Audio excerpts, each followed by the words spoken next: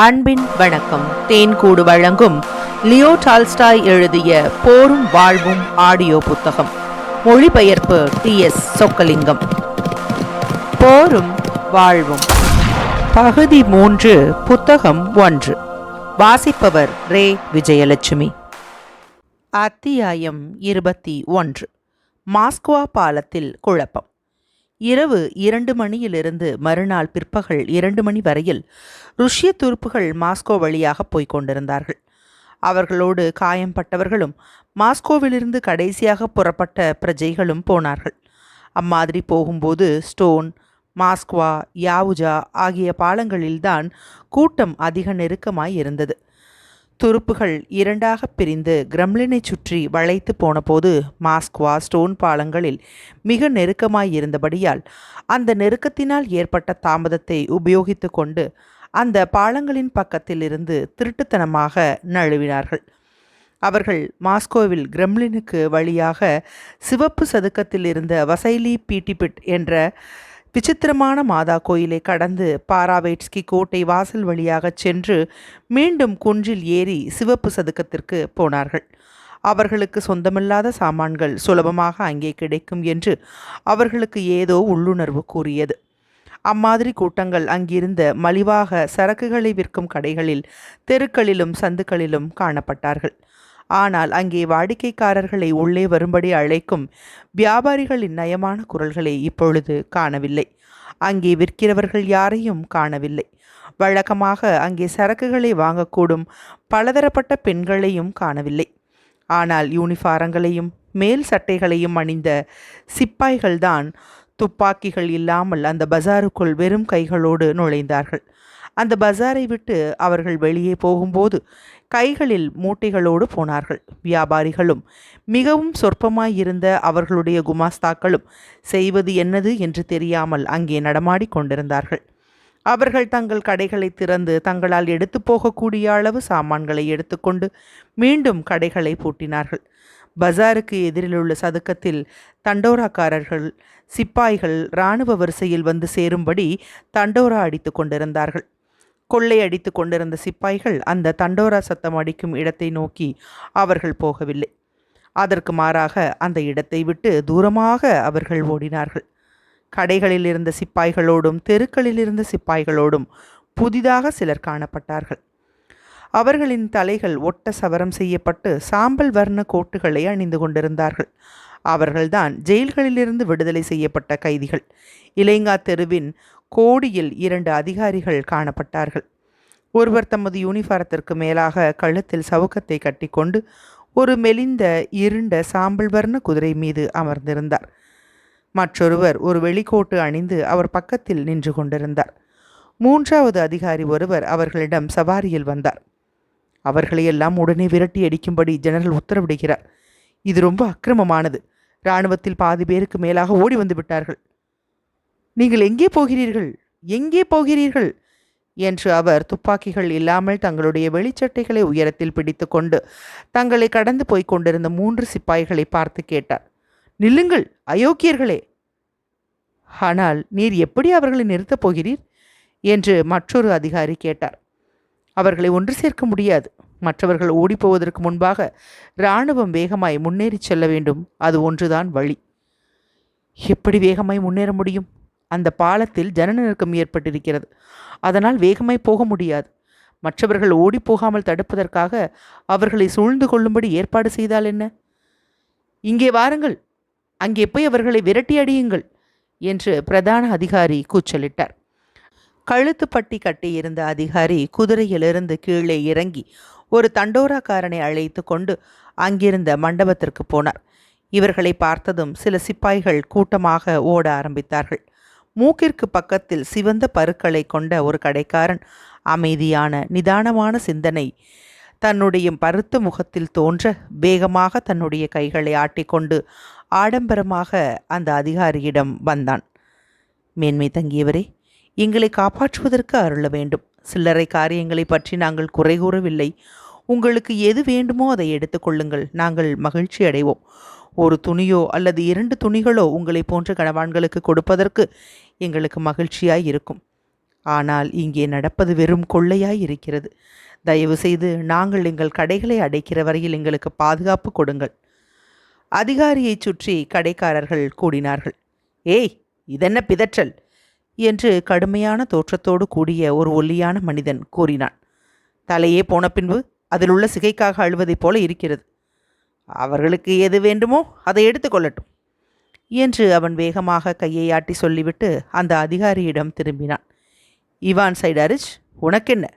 நீ என்ன வேண்டுமானாலும் பேசலாம் என்று கோபமாக முதலில் பேசிய வியாபாரி கூறிவிட்டு அந்த அதிகாரியை பார்த்து சொன்னான். மேன்மை தங்கியவரே, தயவு செய்து உள்ளே வாரும். பேசுகிறானாம் பேச்சு என்று அந்த ஒல்லியானவன் கூச்சலிட்டான். இங்குள்ள எனது 3 கடைகளில் 100,000 ரூபில்கள் பெருமான சரக்குகள் இருக்கின்றன. நமது இராணுவம் போன பின்பு அவற்றை காப்பாற்றிவிட முடியுமா? மக்களே, கடவுளின் பலத்திற்கு எதிராக நம்மால் என்ன செய்துவிட முடியும்?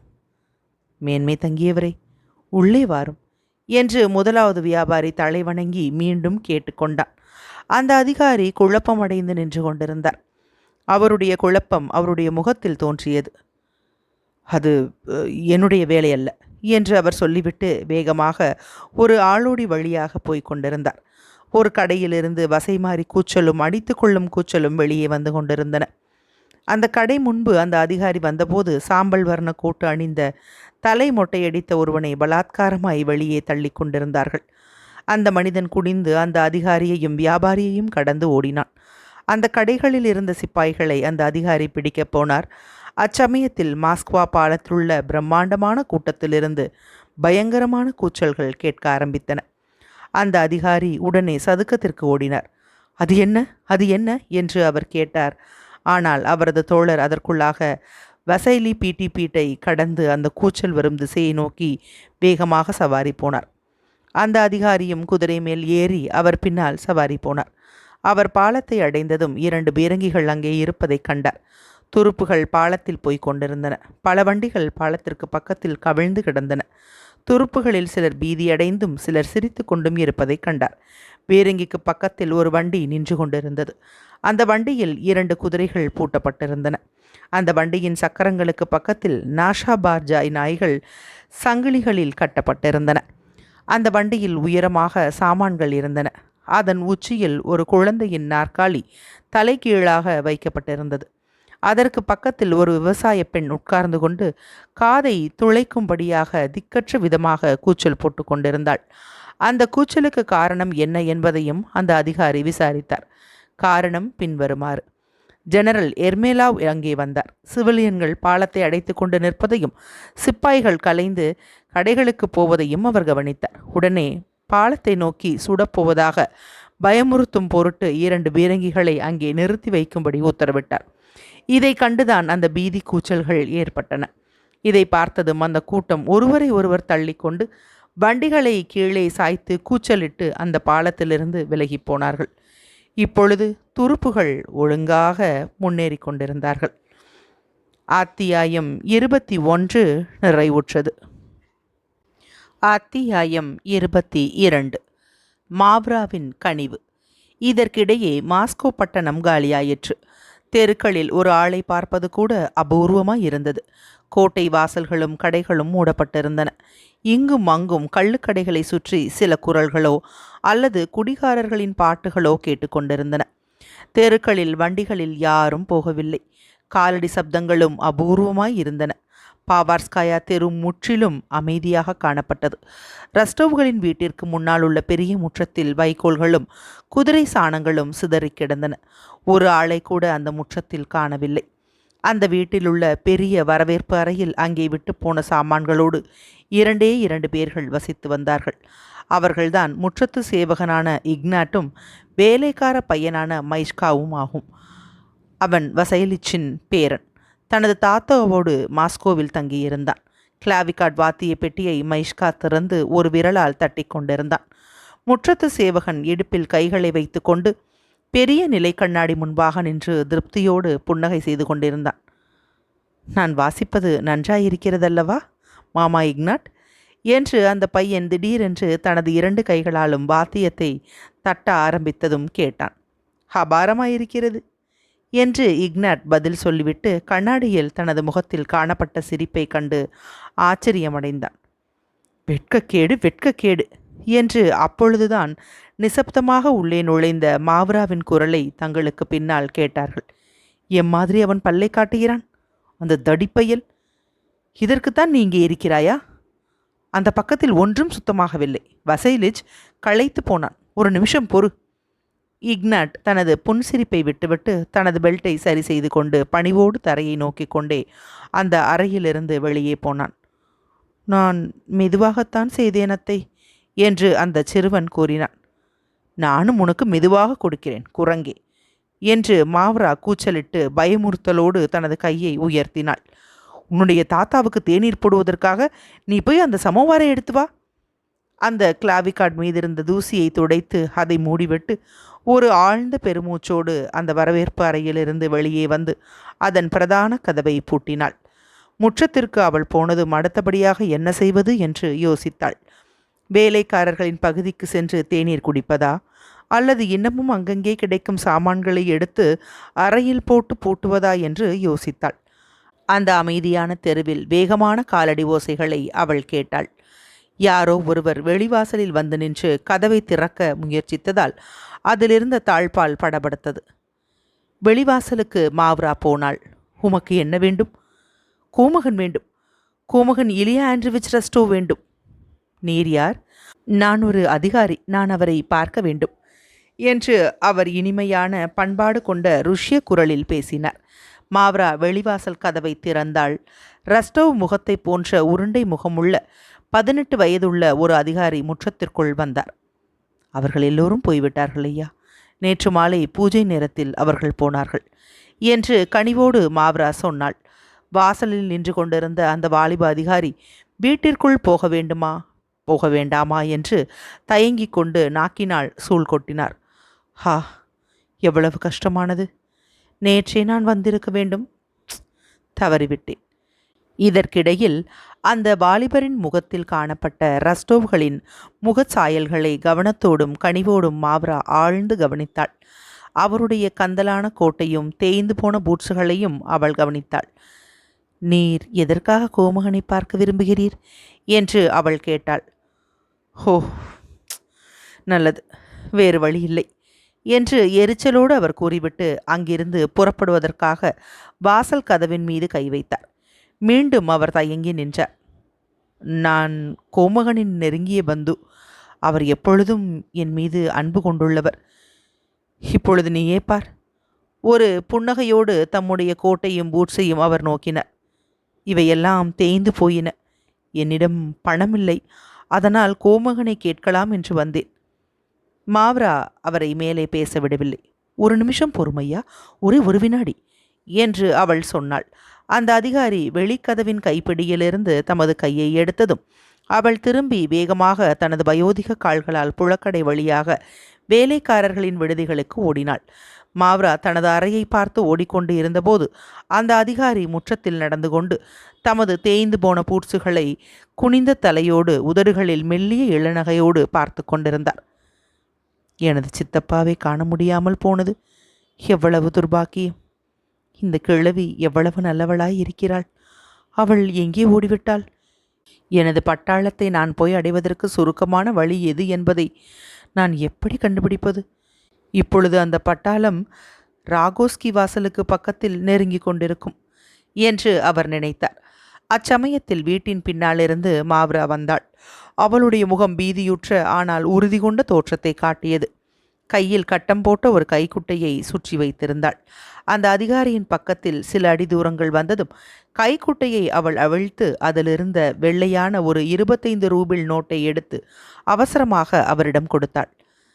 மேன்மை தங்கியவர் இங்கு இருந்திருப்பாரானால் ஒரு பந்து என்ற முறையில் அவர் நிச்சயமாக, ஆனால் இப்பொழுதுள்ள நிலைமையில் மாவ்ரா வெட்கம் கொண்டு குழப்பமடைந்தாள்.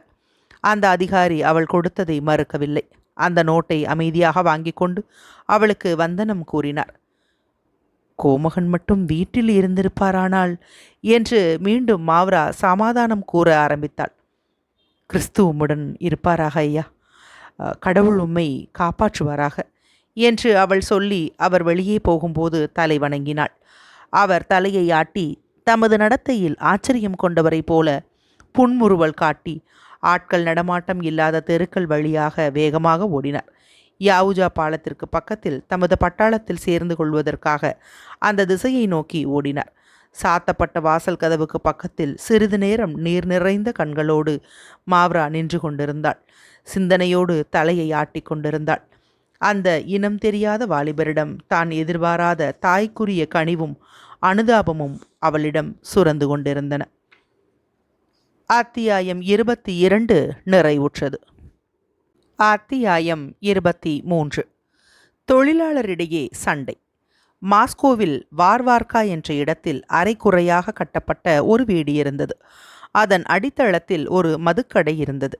அங்கிருந்து குடிகாரர்களின் கூச்சல்களும் பாட்டுகளும் கேட்டு வந்தன. அந்த அசுத்தமான சிறிய கடையில் மேஜைகளை சுற்றி 10 தொழிலாளர்கள் பெஞ்சுகளில் அமர்ந்திருந்தார்கள். குடியினால் தள்ளாடி கொண்டும் வியர்த்து கொண்டும் மங்கிய கண்களுடனும் எல்லாரும் சிரமப்பட்டு எதையோ பாடிக்கொண்டிருந்தார்கள். மிகுந்த சிரமத்தோடும் ஒன்றுக்கொன்று சம்பந்தம் இல்லாமலும் கஷ்டப்பட்டும் அவர்கள் பாடியபடியால் அவர்கள் பாட வேண்டுமென்ற விருப்பத்தோடு பாடுவதாக காணப்படவில்லை. தாங்கள் குடித்திருப்பதையும் தங்களுடைய குடி வெறி ஆட்டத்தையும் காட்டுவதற்காகவே பாடுவதாக தோன்றியது. ஒரு உயரமான வாலிபன் சுத்தமான நீல நிற கோட்டு அணிந்து அவர்களுக்கு முன்பாக நின்று கொண்டிருந்தான். அவனுடைய மெல்லிய உதடுகள் சுழித்து கொண்டிருக்காமல் இருந்தால் அவனுடைய மந்தமான சோகமான கண்கள் குத்திட்டிருக்காமல் இருந்தால் அவனுடைய அழகிய நீண்ட நாசியுள்ள முகம் மிகவும் அழகானதாக காணப்பட்டிருக்கும். ஏதோ ஒரு நினைப்பின் பேரில் அங்கு பாடிக்கொண்டிருந்தவர்களின் முன்பாக அவன் நின்று கொண்டிருந்தான். தன்னுடைய சட்டையின் கையை முழங்கை வரை மடக்கிவிட்டு கொண்டு அவர்களுடைய தலைகளுக்கு மேலாக தாளத்துக்கு தக்கபடி கையை ஆட்டி கொண்டிருந்தான். அவனுடைய அசுத்தமான விரல்களை விரித்து காட்ட முயற்சித்து கொண்டிருந்தான். அவனுடைய சட்டையின் கை நழுவி விழுந்து கொண்டே இருந்தது. இடது கையால் அதை மேலே மடக்கிவிட்டு கொண்டே இருந்தான். அதாவது அவனுடைய வெள்ளை கையின் தசைகள் வெளியே தெரியும்படி இருக்க வேண்டியது மிகவும் முக்கியமான விஷயம் என்று அவன் நினைத்ததாய் தோன்றியது. அந்த பாட்டுகளுக்கு மத்தியில் கூச்சல்களும் அடிதடிகளும் அங்கே முற்றத்திலும் ஆளோடியிலும் கேட்டன. அந்த உயரமான வாலிபன் தனது கையை ஆட்டினான். அதை நிறுத்துங்கள் என்று அவன் உத்தரவிட்டான். வாலிபர்களே, அங்கே ஒரு சண்டை நடந்து கொண்டிருக்கிறது என்று அவன் சொல்லிவிட்டு மீண்டும் தனது கைச்சட்டையை மடக்கிவிட்டு கொண்டு வெளியே முற்றத்திற்கு போனான். தொழிலாளர்கள் அவன் பின்னால் போனார்கள். அந்த உயரமான வாலிபனுடைய தலைமையில் அன்று காலையில் அவர்கள் குடித்து கொண்டிருந்தார்கள். அவர்கள் குடிப்பதற்காக தொழிற்சாலையிலிருந்து சில தோள்களை கொண்டு வந்து கடைக்காரனிடம் கொடுத்தார்கள். பக்கத்தில் இருந்த உலைக்கூடத்தில் வேலை செய்து கொண்டிருந்த சில கொல்லர்கள் கள்ளுக்கடையில் குடிகார ஆர்ப்பாட்டம் நடப்பதை கேட்டார்கள். கள்ளுக்கடையை உடைத்து திறந்து குடிக்கிறார்கள் என்று அவர்கள் நினைத்து கொண்டார்கள். தாங்களும் அதே மாதிரி கடைக்குள் நுழைந்து குடிப்பதற்காக முற்றத்திற்கு வந்தார்கள். அதனால்தான் அங்கே சண்டை ஏற்பட்டது. அந்த கடைக்காரன் கடைவாசலில் ஒரு கொல்லனுடன் சண்டை போட்டு கொண்டிருந்தான். அச்சமயத்தில் வேறு பல கொல்லர்கள் அங்கே வந்து அந்த கொல்லனை கடைக்காரனிடமிருந்து மீட்டார்கள். அந்த சண்டையில் அந்த கொல்லன் முகம் குப்பர கீழே விழுந்தான். மற்றொரு கொல்லன் உள்ளே நுழைவதற்காக தனது மார்பினால் கடைக்காரனை தள்ளினான். அந்த வாலிபன் தனது கைச்சட்டையை மடக்கிவிட்டு கொண்டு அந்த கொல்லனின் முகத்தில் அடித்து காட்டுத்தனமாக கூச்சலிட்டான். வாலிபர்களே, அவர்கள் நம்மை எதிர்க்கிறார்கள். அந்த வினாடியில் முதலில் கீழே விழுந்தவன் எழுந்து தன்னுடைய முகத்தில் இரத்தத்தை காட்டுவதற்காக கீறிவிட்டு கொண்டு கண்ணீர் கலந்த குரலில் கூச்சலிட்டான்.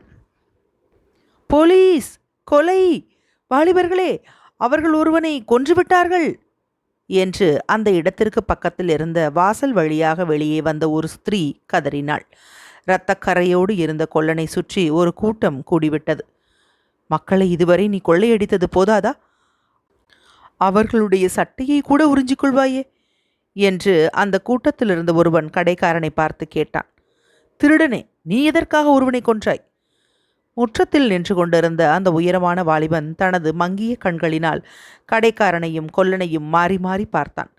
யார் பக்கம் சேர்ந்து சண்டை போடலாம் என்பது பற்றி அவன் சிந்தித்து கொண்டிருப்பதாக தோன்றியது. கொலைகாரன் என்று அவன் திடீரென்று கடைக்காரனை பார்த்து கூச்சலிட்டான்.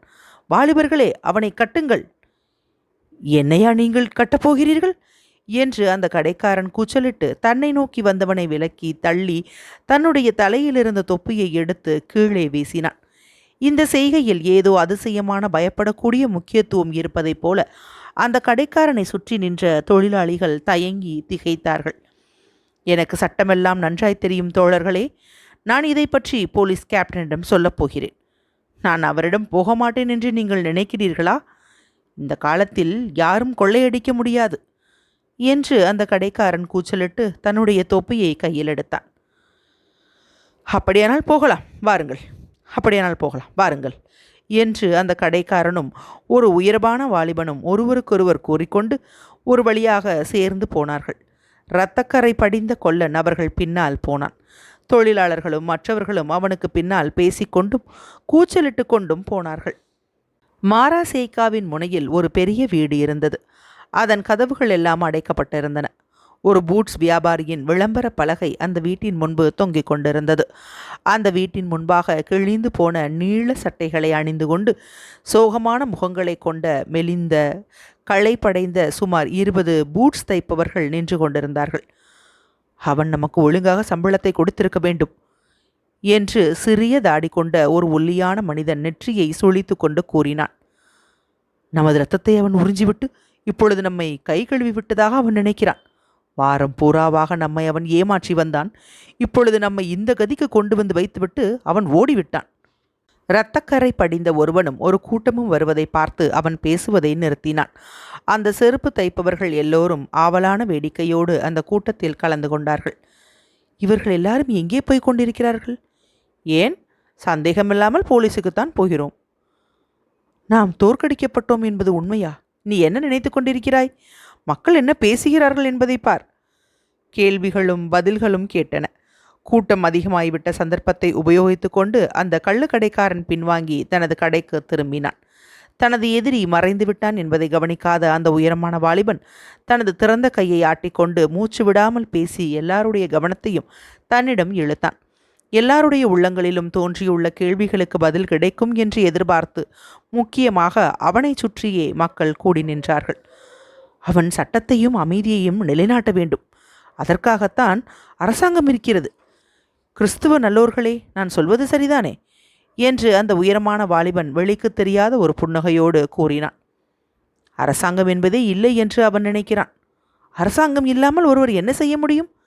அரசாங்கம் இல்லாமல் போனால் நம்மை கொள்ளையடிப்பதற்கு ஏராளமான பேர்கள் தோன்றிவிடுவார்கள். ஏன் அசட்டுத்தனமாய் பேசுகிறாய் என்று கூட்டத்திலிருந்து குரல்கள் கேட்டன. மாஸ்கோவை இம்மாதிரி அவர்கள் விட்டுவிடுவார்களா என்ன? யாரோ கேலிக்காக உன்னிடம் சொல்லியிருக்கிறார்கள், நீ அதை நம்பிவிட்டாய். ஏராளமான துருப்புகளை நாம் காண்கிறோம் அல்லவா? அவனை உள்ளே தள்ளுங்கள். அதற்காகத்தான் அரசாங்கம் இருக்கிறது.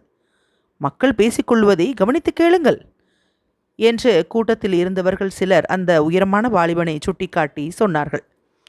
மாஸ்கோவில் உள்ள சீன பகுதியின் சுவருக்கு பக்கத்தில் ஒரு கம்பளி கோட் அணிந்தவனை சுற்றி ஒரு சிறு கூட்டம் நின்றது. அவன் கையில் ஒரு காகிதத்தை வைத்திருந்தான். ஒரு பிரகடனம், அவர்கள் ஒரு பிரகடனத்தை வாசிக்கிறார்கள் என்று கூட்டத்திலிருந்து குரல்கள் கேட்டன. சுற்றி நின்றவர்கள் வாசிப்பவனிடம் நெருங்கினார்கள். ஆகஸ்ட் 31ஆம் தேதி வெளியான பிரகடனத்தை கம்பளி கோட் அணிந்திருந்தவன் வாசித்து கொண்டிருந்தான். தன்னை சுற்றி கூட்டம் கூடியதும் அவன் குழப்பமடைந்தான். கூட்டத்தை தள்ளிக்கொண்டு அவனிடம் சென்ற அந்த உயரமான வாலிபன் அந்த பிரகடனத்தை உரக்க வாசிக்கும்படி கூறினான். அவன் நடுங்கிய குரலில் முதலிலிருந்து வாசித்தான். நாளை காலையில் கலங்காத மேன்மை தங்கியவரை நான் பார்க்கப் போகிறேன். அந்த அயோக்கியர்களை அழிப்பதற்காக இராணுவத்திற்கு வேண்டிய உதவியை செய்வதற்கு அவருடன் நான் கலந்து பேசுவேன். நாங்களும் பங்கு கொள்வோம். இந்த இடத்தில் வாசிப்பவன் தயங்கினான். அந்த உயரமான வாலிபன் உடனே, உங்களுக்காக அவர் எல்லாவற்றையும் செய்யப்போவதை நீங்கள் கவனிக்கிறீர்களா? மீண்டும் இவன் வாசிக்க ஆரம்பித்தான். அவர்களை அழிப்பதற்கு, அந்த பேர்வழிகளை பிசாசிடம் அனுப்புவதற்கு நாங்களும் பங்கு கொள்வோம். நான் டின்னருக்கு திரும்பி வருவேன். நாம் எல்லோரும் சேர்ந்து வேலை செய்யலாம். நாம் செய்வோம், பூரணமாக செய்வோம். அப்படி செய்து அந்த அயோக்கியர்களை நாசமாக்குவோம். கடைசி வார்த்தைகளை வாசித்த போது பரிபூரண அமைதி நிலவியிருந்தது. அந்த உயரமான வாலிபன் சோகத்தோடு தலையை தொங்கவிட்டு கொண்டிருந்தான். அந்த பிரகடனத்தில் உள்ள கடைசி பாகத்தை ஒருவரும் அறிந்து கொள்ளவில்லை என்பதும் தெளிவாய் தெரிந்தது. முக்கியமாக நான் டின்னருக்கு திரும்பி வருவேன் என்ற வார்த்தைகள் வாசித்தவனுக்கும் கேட்டவர்களுக்கும் அதிருப்தியே கொடுத்தன. அங்கிருந்த கூட்டத்தாரின் மனப்போக்கானது உயர்ந்த சுருதிக்கு திருப்பிவிடப்பட்டிருந்தது.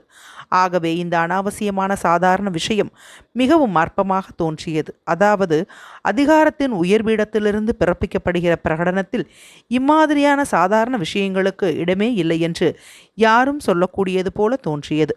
அவர்கள் எல்லாரும் அதைரியத்தோடும் மௌனமாகவும் நின்று கொண்டிருந்தார்கள். அந்த உயரமான வாலிபன் உதடுகள் படபடக்க தலையை ஆட்டிக் கொண்டிருந்தான். நாம் அவரை கேட்க வேண்டும், அவரையே கேட்க வேண்டும். ஆம், அவரை கண்டிப்பாய் கேட்க வேண்டும். ஏன் கேட்கக்கூடாது? அவர் விளக்கிச் சொல்லுவார் என்று கூட்டத்தின் பின்னாலிருந்து திடீரென்று குரல்கள் கேட்டன.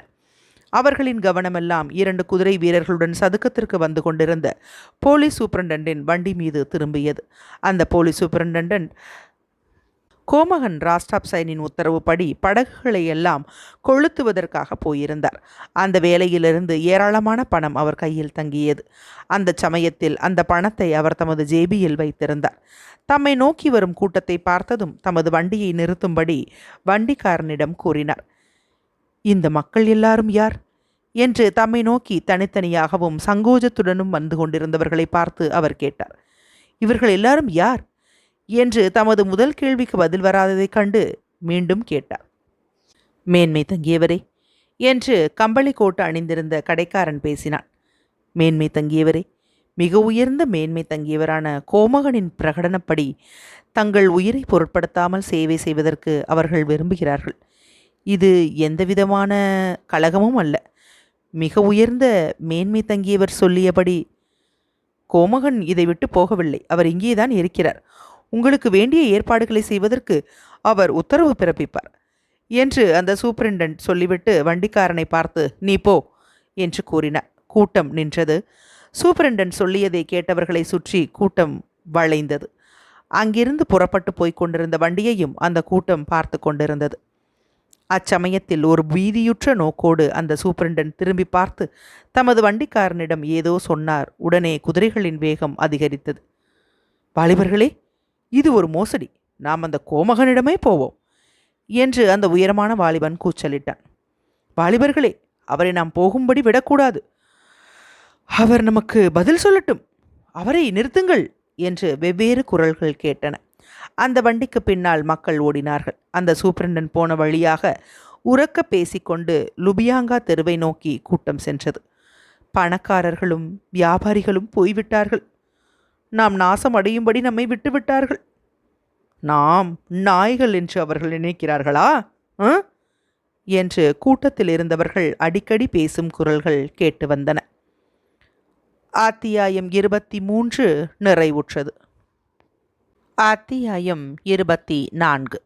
ராஸ்டாப் சைனின் மன எரிச்சல். செப்டம்பர் 1 தேதி அன்று மாலையில் குட்டுஜோவை பேட்டி கண்ட பின்பு அவமானமும் மன வருத்தமும் கொண்டு கோமகன் ராஸ்டாப் சைன் மாஸ்கோ திரும்பினார். ஏனெனில் யுத்த கவுன்சில் கூட்டத்திற்கு அவரை அழைக்கவில்லை. மாஸ்கோவின் பாதுகாப்பிற்காக தாம் பங்கு கொள்வதாக சொல்லியதை குட்டுஜோ லட்சியம் செய்யவில்லை. மாஸ்கோவில் காணப்பட்ட அமைதியையும் தேசாபிமான ஆர்வத்தையும் இராணுவ தலைமை பீடத்தில் உள்ளவர்கள் இரண்டாந்தரமாக கருதியதோடு அவை சம்பந்தம் இல்லாதவை என்றும் முக்கியமற்றவை என்றும் நினைத்ததையும் பார்த்து அவர் மலைப்பு கொண்டார்.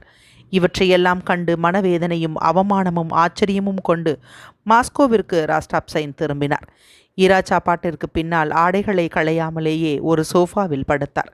நடு இரவுக்கு பின்னால் குட்டுஜோவிடமிருந்து ஒரு கடிதம் கொண்டு வந்த தூதர் அவரை எழுப்பினார். துருப்புகள் ரயாஜான் ரஸ்தா வழியாக மாஸ்கோவிற்கு அப்பால் போய்கொண்டிருந்தபடியால் மாஸ்கோ பட்டணத்திற்குள் துருப்புகள் போகும்போது அவர்களுக்கு வழிகாட்டுவதற்காக போலீஸ் அதிகாரிகளை அனுப்பும்படி அந்த கடிதத்தில் குட்டுஜோவ் கேட்டிருந்தார். இந்த விஷயம் ராஸ்டாப் சைனுக்கு புதிதல்ல. மாஸ்கோவை கைவிட்டு விடுவார்கள் என்பதை அவர் முன்பே அறிந்திருந்தார். பாக்லோனி குன்றில் முதல் நாளன்று குட்டுஜோவுடன் பேட்டி கண்ட பின்புதான் இந்த விஷயத்தை தெரிந்து கொண்டார் என்பதில்லை. பாராடினோ போருக்கு பின்னால் மற்றொரு போர் செய்வது அசாத்தியம் என்று மாஸ்கோவிற்கு வந்த எல்லா ஜெனரல்களும் சொல்லி வந்தார்கள். அது மட்டுமல்ல, அரசாங்க உடைமைகள் ஒவ்வொரு இரவும் வெளியேற்றப்பட்டு வந்தன. ராஸ்டாப் சைனின் சொந்த அனுமதி பெற்றே பட்டணத்து வாசிகளில் பாதி பேர்கள் வெளியேறினார்கள். இப்படியெல்லாம் இருந்தும் கூட இந்த செய்தி கோமகனுக்கு ஆச்சரியத்தையும் மன வருத்தத்தையும் கொடுத்தன. ஏனெனில் இந்த கடிதம் உத்தரவு ரூபமாக குட்டுஜோவிடமிருந்து வந்து, அதிலும் இரவு நேரத்தில் வந்து அவருடைய தூக்கத்தை கெடுத்ததற்காக அவர் எரிச்சல் கொண்டார். இந்த காலங்களில் தாம் செய்த நடவடிக்கைகளை பற்றி பின்காலத்தில் கோமகன் ராஜாப்சைன் எழுதிய ஞாபக குறிப்புகளில் குறிப்பிட்டிருக்கிறார். தாம் செய்த காரியங்களை எல்லாம் 2 முக்கியமான காரணங்களை மனதில் வைத்தே செய்ததாக அவர் சொல்லுகிறார். அவையாவன: 1. மாஸ்கோவில் அமைதியை நிலைநாட்டுவது. 2. மாஸ்கோவாசிகளை அதை காலி செய்துவிட்டு போகும்படி துரிதப்படுத்துவது. இந்த 2 நோக்கங்களையும் ஒருவர் ஒப்புக்கொள்வதாய் இருந்தால் ராஸ்டாப்சனின் நடவடிக்கைகளை குற்றஞ்சொல்ல முடியாது என்றே தோன்றும். பரிசுத்த சின்னங்களையும் துப்பாக்கிகளையும் குண்டுகளையும் பீரங்கிகளையும் உணவுப் பொருள்களையும் மாஸ்கோவிலிருந்து ஏன் அகற்றவில்லை? மாஸ்கோ காலி செய்யப்பட மாட்டாது என்று ஆயிரக்கணக்கான மாஸ்கோவாசிகள் நம்பும்படி செய்து அவர்கள் நாசமாகும்படி ஏன் விட வேண்டும்?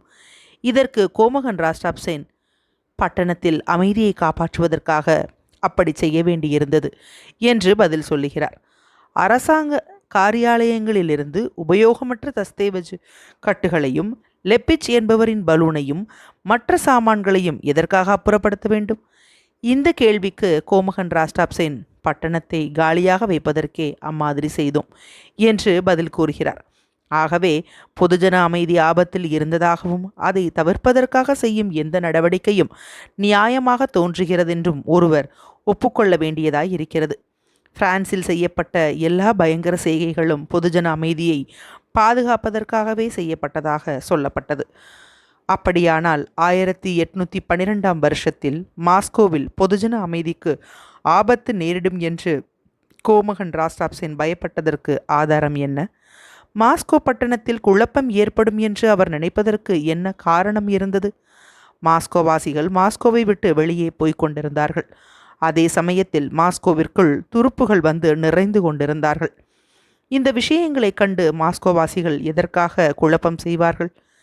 எதிரிகள் ருஷ்யாவில் எந்த நகரத்திலுமோ அல்லது மாஸ்கோவிலோ பிரவேசித்த போது குழப்பத்தின் சாயல் கூட தோன்றியதே இல்லை. செப்டம்பர் 1 தேதியன்றும் 2ஆம் தேதியன்றும் 10,000ற்கு மேலாக மக்கள் இன்னமும் மாஸ்கோவில் தங்கியிருந்தார்கள். கவர்னரின் அழைப்பின் பேரில் அவருடைய மாளிகையின் முற்றத்தில் ஒரு கூட்டம் கூடியிருந்ததை தவிர வேறு எதுவும் நேரிடவில்லை. மக்களுக்கு ஆயுதங்களையும் பிரகடனங்களையும் கொடுத்து அவர்களுடைய ஆவேசங்களை கிளப்பி விடுவதற்கு பதிலாக மாஸ்கோவில் இருந்த பரிசுத்த சின்னங்களையும் வெடிமருந்துகளையும் ஆயுதங்களையும் பணத்தையும் வெளியேற்றுவதற்கு ராஸ்டாப்சென் நடவடிக்கை எடுத்திருந்தால், மாஸ்கோவை கைவிடப் போகிறோம் என்பதை மக்களுக்கு தெளிவாக சொல்லியிருந்தால் மாஸ்கோவின் நிலைமை இன்னும் நன்றாய் இருந்திருக்கும். அதாவது பாரடினோ போருக்கு பின்னால் மாஸ்கோவை கைவிடுவது நிச்சயம் என்பதை அறிந்ததற்கு பின்னால் இதை செய்திருக்க வேண்டும்.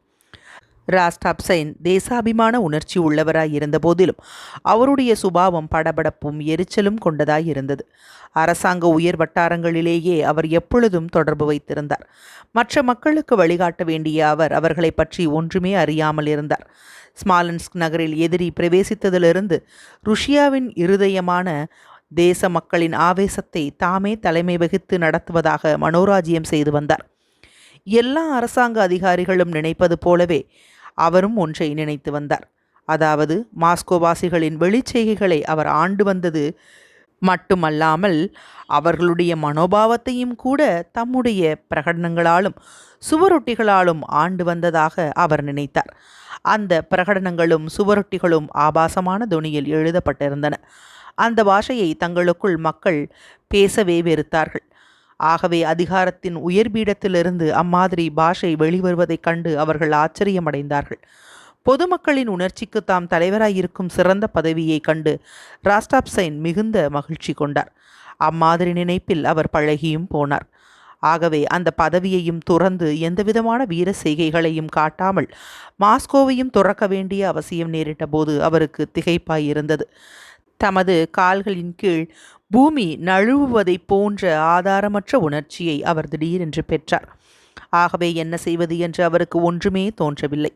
மாஸ்கோவை காலி செய்யப் போகிறார்கள் என்பதை அவர் முன்பே கேள்விப்பட்டிருந்தாலும் கடைசி நிமிஷம் வரையில் அவர் அதை மனப்பூர்வமாக நம்பவில்லை.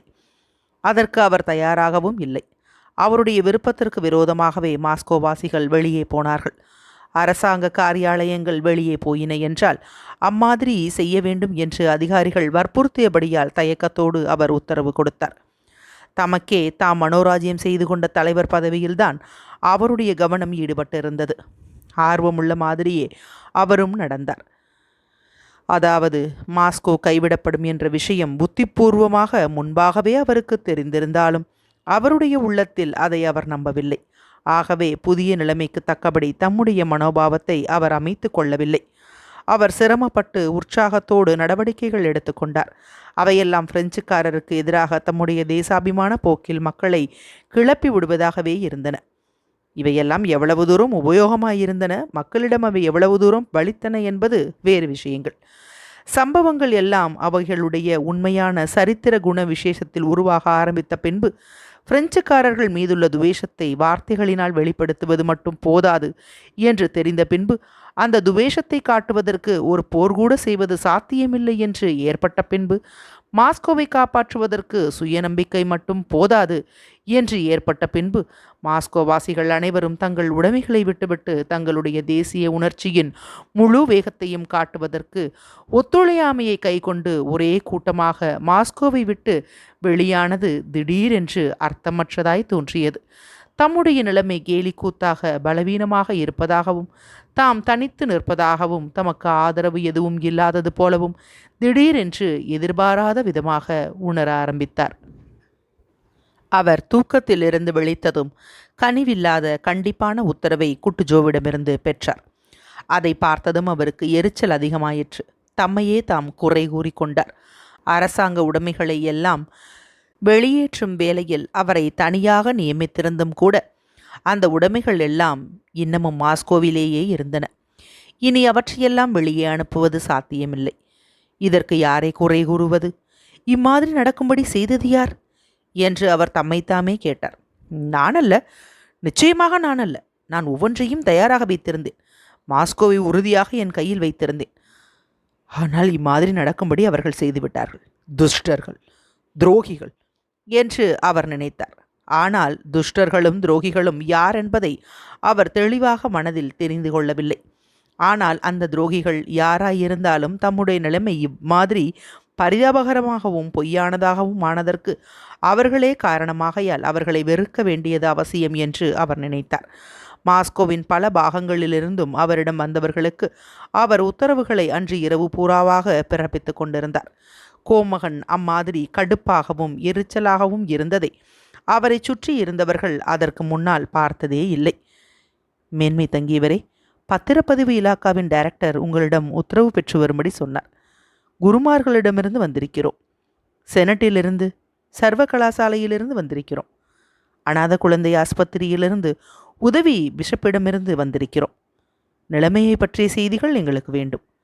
தீயணைக்கும் படையை பற்றி உங்கள் உத்தரவு என்ன? ஜெயில் கவர்னரிடமிருந்து, பைத்தியக்கார ஆஸ்பத்திரியிலிருந்து வந்திருக்கிறோம். இம்மாதிரியாக அன்று இரவு பூராவாக கோமகனிடம் வந்து கொண்டே இருந்தார்கள். இம்மாதிரி கேள்விகளுக்கெல்லாம் சுருக்கமாகவும் கோபமாகவும் பதில் கூறிக்கொண்டிருந்தார். அதாவது தம்மிடம் இப்பொழுது உத்தரவு எதுவும் கேட்க வேண்டியது இல்லை என்றும் தாம் ஜாக்கிரதையோடு தயாரித்து வைத்திருந்த திட்டத்தை யாரோ கெடுத்துவிட்டதாகவும் ஆகவே நடக்கப் போகிற காரியங்களுக்கு அந்த நபர்தான் பொறுப்பானவர் என்றும் சொல்லிக் கொண்டிருந்தார். ஓ, அந்த மடையனிடம் சொல்லு என்று பத்திரப்பதிவு இலாக்காக்காரனுக்கு பதில் சொன்னார். அவருடைய தஸ்தாவேஜுகளை காப்பாற்றுவதற்கு அவர் இங்கேதான் இருக்க வேண்டும் என்று சொல்லு. தீயணைக்கும் படையை பற்றி ஏன் இம்மாதிரி புத்தியற்ற கேள்விகளை என்னிடம் கேட்கிறீர்கள்? அவர்களிடம் குதிரைகள் இருக்கின்றன. பிரெஞ்சுக்காரர்களிடம் அவைகளை விட்டுவிடாமல் அவர்கள் விளாடிமிருக்கு போகட்டும். மேன்மை தங்கியவரே, பைத்தியக்கார ஆஸ்பத்திரியின் சூப்பரண்டன்ட் வந்திருக்கிறார். உம்முடைய உத்தரவுகள் என்ன? என்னுடைய உத்தரவுகளா? அவர்கள் வெளியே போகட்டும், அவ்வளவுதான். பைத்தியக்காரர்களை பட்டணத்திற்குள் விட்டுவிடட்டும். நமது இராணுவங்களை பைத்தியக்காரர்கள் சேனாதிபத்தியம் செய்து வருவதால் இந்த பைத்தியக்காரர்கள் சுதந்திரமாயிருக்கும்படி செய்ய வேண்டும் என்று கடவுள் விரும்புவதாக தோன்றுகிறது. ஜெயிலில் இருக்கும் கைதிகளை என்ன செய்வது என்று கேட்டபோது ஜெயில் கவர்னரை பார்த்து கோமகன் ராஸ்டாப்சேன் கோபமாக கூச்சலிட்டார். உம்முடைய கைதிகளை பாரா செய்வதற்காக 2 பட்டாளங்களை நம்மிடம் அதுதான் இல்லை. உமக்கு கொடுப்பேன் என்று எதிர்பார்க்கிறீரா? அவர்களை விடுதலை செய்யும், அதை பற்றி அவ்வளவுதான். மேன்மை தங்கியவரே, இன்னமும் சில அரசியல் கைதிகள் இருக்கிறார்கள். மெஷ்கோ, வெராஷாகின். வெராஷாகினா? இன்னும் அவனை தூக்கில் போடவில்லையா என்று ராஸ்டாப்சைன் கத்தினார். அவனை என்னிடம் கொண்டு வாருங்கள். அத்தியாயம் 24 நிறைவுற்றது.